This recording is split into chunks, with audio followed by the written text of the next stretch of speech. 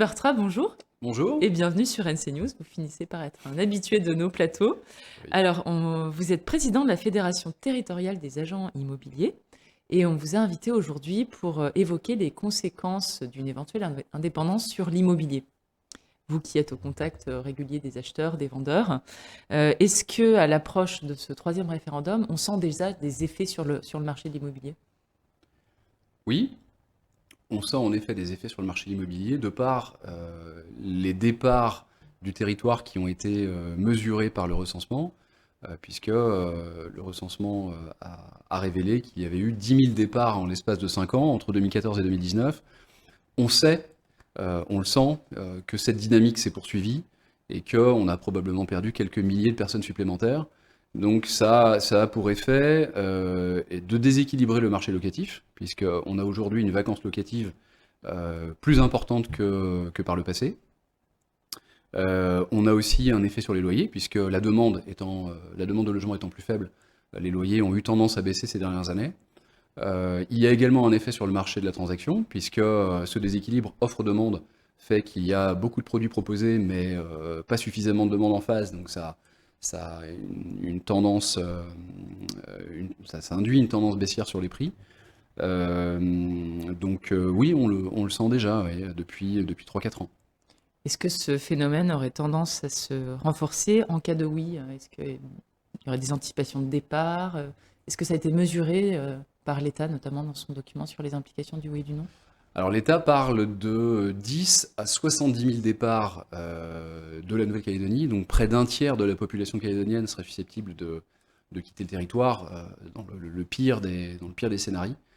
Donc là, on voit immédiatement, évidemment, l'effet que ça pourrait avoir sur le marché immobilier qui serait très très rapidement en situation de crise, euh, puisque non seulement les départs, mais également la dévaluation de la monnaie et les complications monétaires et financières, ainsi que la baisse de pouvoir d'achat des Calédoniens, mais également la fin de la défiscalisation métropolitaine qui aujourd'hui finance toutes les opérations de logements sociaux. Finalement, ces différents facteurs auraient des conséquences assez nombreuses sur le marché immobilier. Parce qu'en cas de oui, la défiscalisation s'arrêterait. J'imagine qu'il n'y aurait plus de soutien de l'État. Oui, ça c'est très Ça a clair. Et été d'ailleurs, précisé, ça c'est a été rappelé dit par le noir sur blanc. document de l'État. En cas d'indépendance, il n'y a plus de soutien métropolitain aux opérations de construction, d'investissement en Nouvelle-Calédonie, donc plus de défiscalisation métropolitaine. Et il faut savoir que en 2016, en tout cas, 80% des dossiers de défiscalisation concernaient le logement social. Donc ce serait vraiment la fin du BTP, là. Enfin, ce serait très compliqué pour le secteur qui est déjà en crise. Alors, pour ce qui est de la construction de logements, en effet, on ne voit pas comment on pourrait avoir besoin de nouveaux logements dans la mesure où on en aurait déjà beaucoup trop sur les bras, et que le logement social, qui lui probablement resterait nécessaire, ne serait plus financé par la défiscalisation métropolitaine. Donc ça semble compliqué. Et puis donc l'immobilier qui serait fortement déprécié lui aussi. Alors, sous l'effet d'une baisse de la demande, mais également de la baisse de pouvoir d'achat, mécaniquement, on assisterait très certainement à une baisse significative de la valeur de l'ensemble des biens immobiliers, puisque ben, on n'aurait plus la demande pour acquérir au niveau de prix que l'on connaît aujourd'hui. Et ça entraînerait bien évidemment une perte de patrimoine pour les Calédoniens, ça c'est rappelé également par l'État.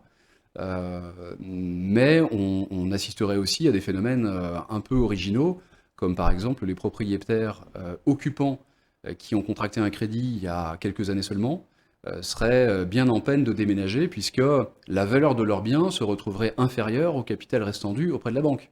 Donc comment faire, comment vendre, comment déménager quand vous devez à la banque plus que la valeur de votre propre bien sur le marché? Ça peut entraîner en effet quelques complications. Alors certaines personnes prétendent qu'en cas de oui, elles partiraient, allant jusqu'à même dire qu'elles pourraient laisser leur maison. Qu'adviendrait-il de leur crédit? Est-ce qu'elles seraient toujours obligées de le régler, de régler les mensualités, ou elles peuvent l'abandonner? Alors, les personnes qui ont emprunté se sont engagées à rembourser ces crédits jusqu'à leur terme. Ce remboursement n'est pas conditionné par le maintien de la Nouvelle-Calédonie dans la République française.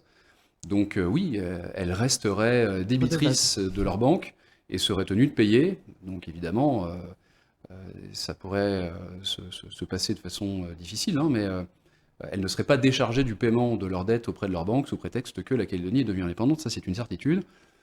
Et qu'elles soient en Nouvelle-Calédonie ou en métropole, le sujet serait le même, hein, les banques ne les oublieraient pas. Même si le prêt immobilier était libellé en CFP, ça, on n'a pas trop d'indices là-dessus. En effet, il y a une incertitude sur le sort des crédits libellés en fonds CFP, puisque en cas de dévaluation, comment se réglerait la question du coût de cette dévaluation entre les prêteurs et les emprunteurs. Ça, on ne le sait pas, et ça résultera probablement d'une discussion entre le nouvel État et le système bancaire calédonien. Mm, mm.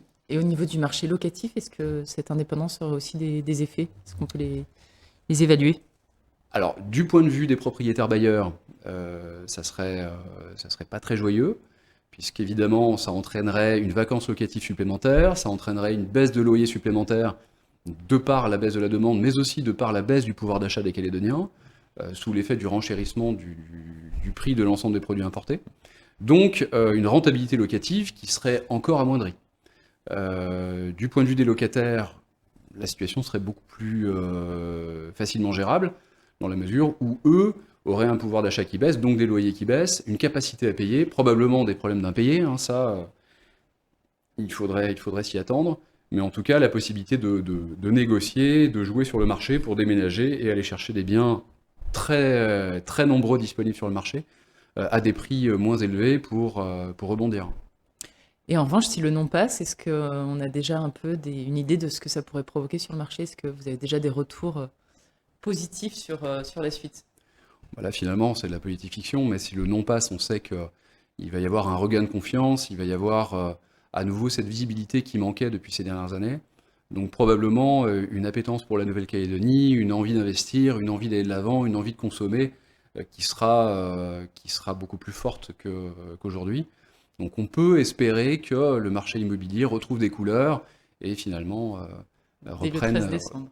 Dès le 13 décembre, je ne sais pas. En tout cas, le plus rapidement possible, je l'espère.